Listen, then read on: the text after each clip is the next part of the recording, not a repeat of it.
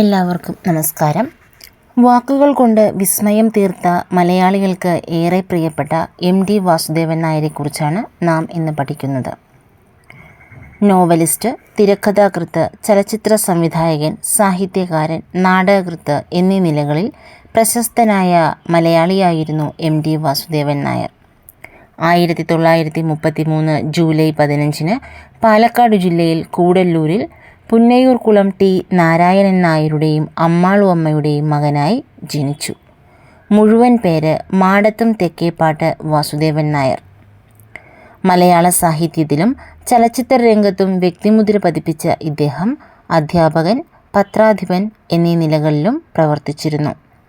ഇദ്ദേഹത്തിന് പത്മഭൂഷൺ, ജ്ഞാനപീഠം, എഴുത്തച്ഛൻ പുരസ്കാരം, JC Daniel പുരസ്കാരം, പ്രഥമ കേരളജ്യോതി പുരസ്കാരം, കേരള നിയമസഭാ പുരസ്കാരം മുതലായ പുരസ്കാരങ്ങൾ ലഭിച്ചിട്ടുണ്ട്.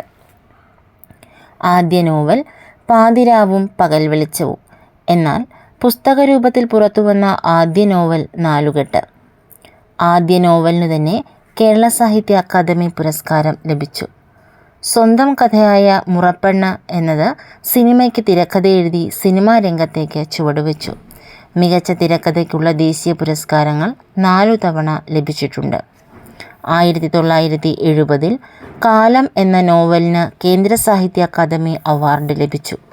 1973 MT സംവിധാനം ചെയ്ത നിർമാല്യം എന്ന സിനിമയ്ക്ക് രാഷ്ട്രപതിയുടെ സ്വർണ്ണപ്പതക്കം ലഭിച്ചു. 1984 വയലാർ അവാർഡ്, കൃതി രണ്ടാമൂഴം. 1995 ഭാരതത്തിലെ സാഹിത്യരംഗത്തെ ഏറ്റവും ഉയർന്ന പുരസ്കാരമായ ജ്ഞാനപീഠം ലഭിച്ചു. 2005 പത്മഭൂഷൺ, 2011 എഴുത്തച്ഛൻ പുരസ്കാരം, 2013 കേന്ദ്ര Sahitya Akademi fellowship, 2014 JC Daniel award, 2022 Kerala സർക്കാരിൻ്റെ പ്രഥമ കേരളജ്യോതി പുരസ്കാരം എന്നിവ ലഭിച്ചു. അദ്ദേഹത്തിൻ്റെ ശ്രദ്ധേയമായ രചനകൾ നാലുകെട്ട്, രണ്ടാമൂഴം, കാലം, മഞ്ഞ്, അസുരവിത്ത്, ഇരുട്ടിൻ്റെ ആത്മാവ്.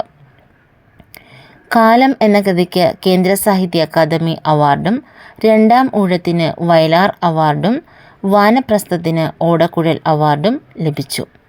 2024 ഡിസംബർ 25 MT വാസുദേവൻ നായർ അന്തരിച്ചു. Thank you.